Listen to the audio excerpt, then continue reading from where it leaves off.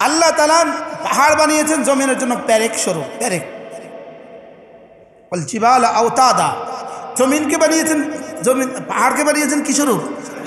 হযরত মাওলানা হাবিবুল্লাহ মিসবাহ রাহমাহুল্লাহ তাআলা তিনি একবার বলেন, স্বাভাবিকভাবে এই কাঠ আর এই কাঠের মধ্যে এখানে কিন্তু প্যারেক আছে, আছে না নাই? বলে প্যারেক আছে না?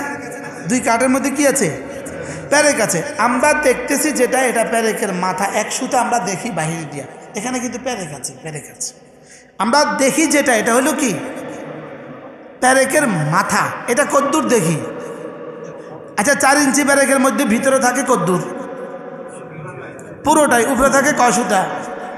হযরত বলেন যে ওয়াজাল, হ্যাঁ, আমি পাহাড়কে প্যারেক বানিয়েছি।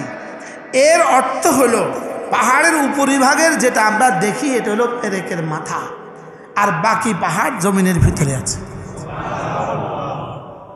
আচ্ছা, উপরের ভাগ যদি এত বড় হয় তো নিচের ভাগের কি অবস্থা?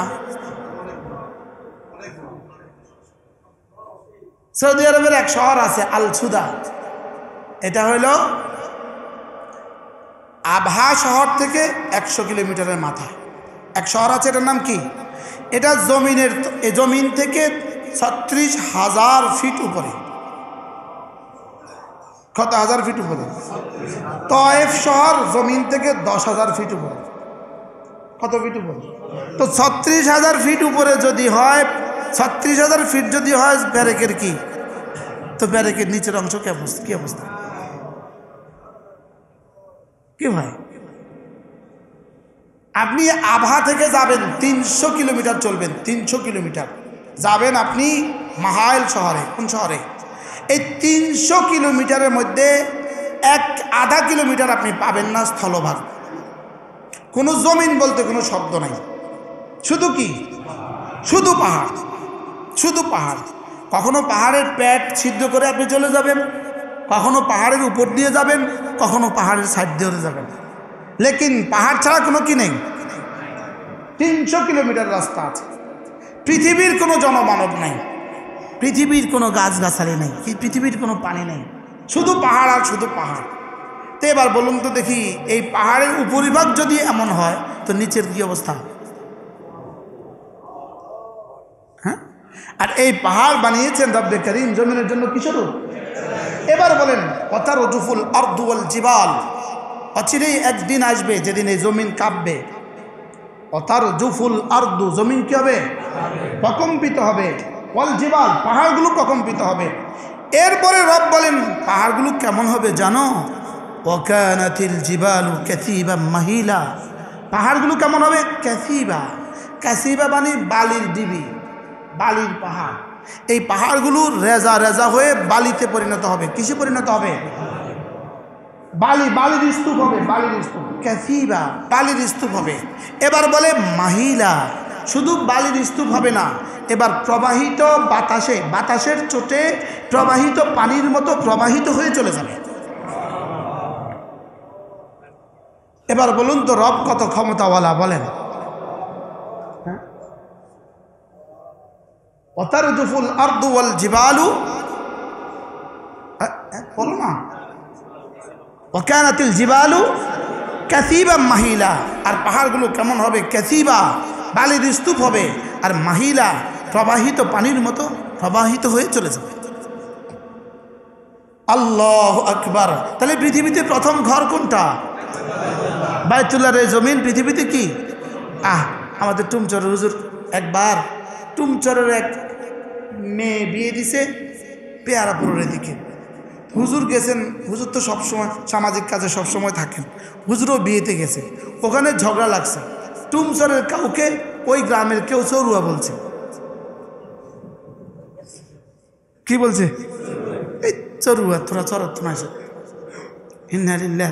দুই দলে ঝগড়া লাগছে, ঝগড়া থামে না, হাতাহাতি মারামারি। পরে হুজুর বলছে কি হয়েছে?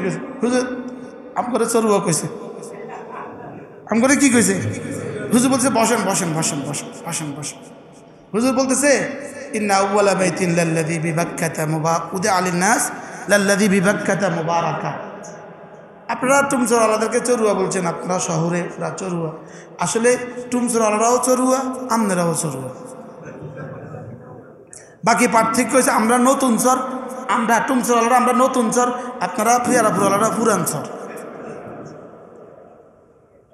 আপনার লক্ষ্মীপুরওয়ালা বলেন পুরান চর, বুঝেন নাই কথা। বেগমগঞ্জওয়ালারা আরও পুরান চর, কুমিল্লাওয়ালারা আরও পুরান চর, ঢাকাওয়ালারা চর চর ঠিক আছে। মক্কাই তো চর, মক্কাই তো কি, তো সারা পৃথিবী ছিল পানি। প্রথম চর কোনটা? এই জন্য এটার নাম ছিল বাক্কা। এটার নাম ছিল কি? বাক্কা। বাক্কা মানে প্রথম চর। নদীতে যখন চর উঠে ধরেই 10 কিলো হয় না, আগে একটা ছোট্ট একটু উঠে, এটার সাথে সংযুক্ত হইতে হইতে বড় হয়ে যায়, প্রতিদিন বড় হতে থাকে। তো প্রথম যেটা উঠে এটার নাম কি বলেন? এটার নাম হলো বাক্কা। তাহলে আপনারাও চরু, আমরাও চরু। বাকি পার্থক্য কি? আপনারা পুরাতন চরু, আমরা নতুন চরু। আপনার নতুন চরে, আপনার পুরাতন চরে, আপনার পুরাতন চরের বাসিন্দা। এই জন্য বেশি কিছু করিয়েন না, আমরা টুমচুরিয়া করিয়েন না। কি ভাই বারা? তা আল্লাহ তাআলা বলেন ইন্না আউওয়ালা বাইতিন লাল্লাযী বিবাক্কাতা ইন্না আউওয়ালা বাইতিন উযিআ লিন-নাস লাল্লাযী বিবাক্কাতা মুবারাকান ওয়া হুদাল লিল আলামিন। রব্বুল আলামিন বলেন পৃথিবীতে প্রথম ঘর হলো বাইতুল্লাহ। হলো পৃথিবীতে কি প্রথম ঘর। এটাকে আমি বানিয়েছি মক্কা শহরে, বাক্কা শহরে। বাক্কা, এটার নাম কি? বাক্কা। মক্কা কথাটা কোরআনে কারিমে সরাসরি আসে নাই, লেকিন মদিনা শব্দটা কোরআনে কারিমে 5 বার আসছে। কয়বার আসছে? 5 বার আসছে। ইয়াসরিব শব্দটা 1 বার আসছে। মিশর, মাস শব্দটা কোরআনে কারিমে 5 বার আসছে। কতবার? 5 বার আসছে। তো আল্লাহ তাআলা এই শহরকে বানিয়েছেন। বলেন কেন বানিয়েছি? এটা কি জানো? এটা মুবারাকা, এটা না বরকতে বরকতে পরিপূর্ণ। এটা বরকতে বরকতে কি পরিপূর্ণ। আর কি এটা? ওয়াহুদাল লিল আলামিন। আর এটা সারা পৃথিবীর সমস্ত মানুষের জন্য হেদায়েত। যেই হজে যাবে হেদায়েতের নিয়তে, বলেন হজে যাবে কিসের নিয়তে? হেদায়েতের নিয়তে। তো আল্লাহ তাআলা এই ঘর তাকে হেদায়েত দিয়ে দেবে। আল্লাহ তাআলা তাকে কি দিয়ে দিবে? বলেন তাকে হেদায়েত দিয়ে দিবে। আর যে হেদায়েতের নিয়তে যায় না, তো সে যেভাবে যায় সেভাবে ফিরে আসে। তাহলে হজ করবে কোন আশা, কোন নিয়তে? 1 নম্বর হজ করবে হেদায়েতের নিয়তে। আমি আল্লাহর ঘরে যাচ্ছি হেদায়েতের নিয়তে। আল্লাহ তাআলা তাকে এই ঘর বানিয়েছেনই আল্লাহ তাআলা কেন? হেদায়েত দেওয়ার জন্যই আল্লাহ তাআলা কি বানিয়েছেন? এই ঘর বানিয়েছেন।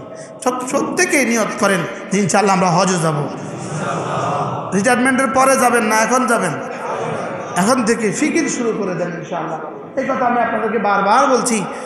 আমি যদি আপনার ঘরে এখন যেতে চাই, বলেন নামাজের পরে আপনার ঘরে খাবো, তো কে কে নেবেন না? বলেন সবাই কি বলবেন?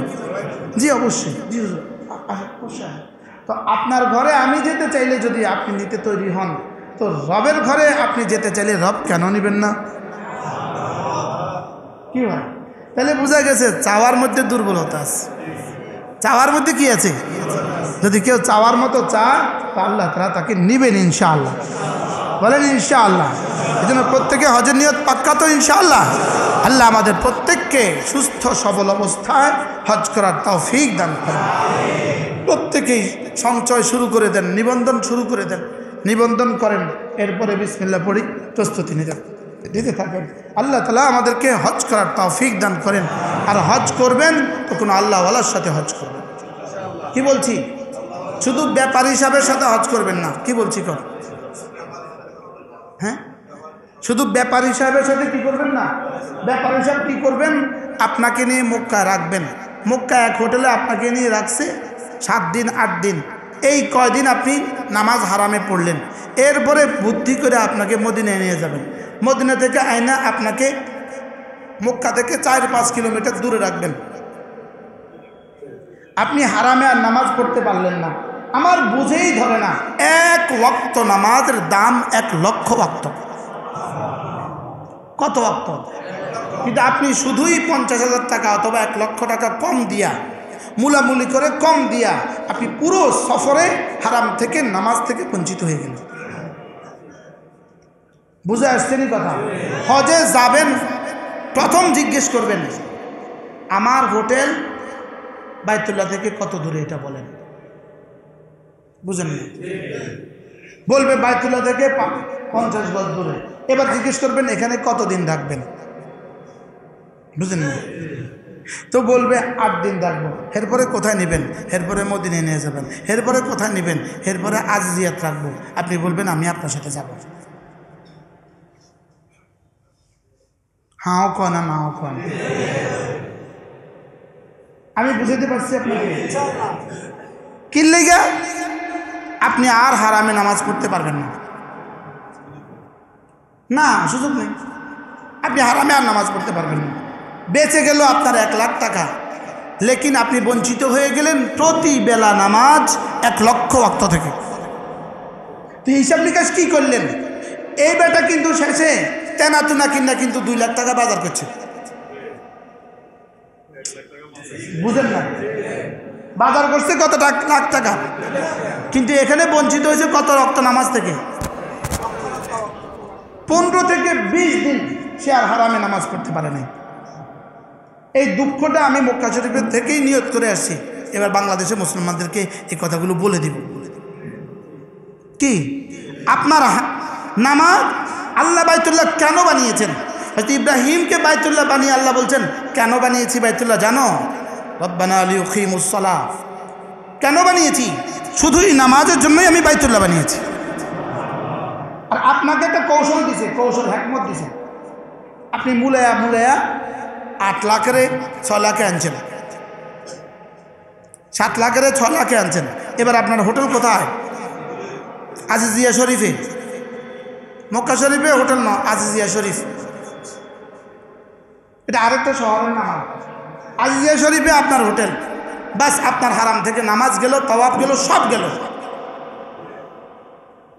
কি বলছি? তাহলে আপনি প্রথম বলবেন যে আমি মক্কা শরীফের পাশে থাকতে চাই, আমি আমার 40 দিন দোনো হারামে নামাজ পড়তে চাই। মনে থাকবে তো ইনশাল্লাহ? মুলাইবেন নেই, যত মুলাইবেন তত বাড়ি দূরে হবে, মনে রেখেন।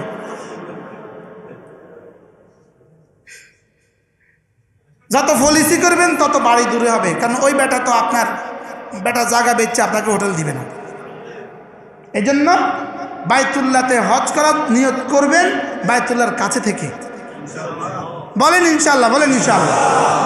আল্লাহ, ট্রাভেল চালাটা জানি আমার বিরুদ্ধে কিভাবে লাগে। কি আমি আমার মুসল্লিদেরকে বলছি, আপনারা ইনশাল্লাহ হজ এভাবে করবেন ইনশাল্লাহ। এই জন্য হজ করার আগে ঠিক করবেন আমি কার সাথে হজ করব।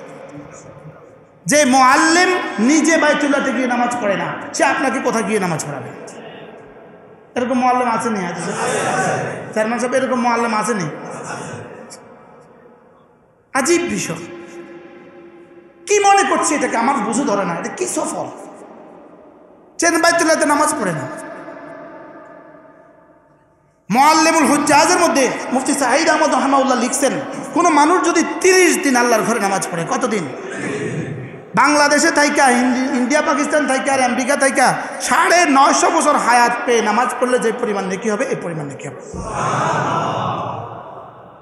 আলহামদুলিল্লাহ, আমি এবার 30 দিন পড়ছি। আলহামদুলিল্লাহ বলেন।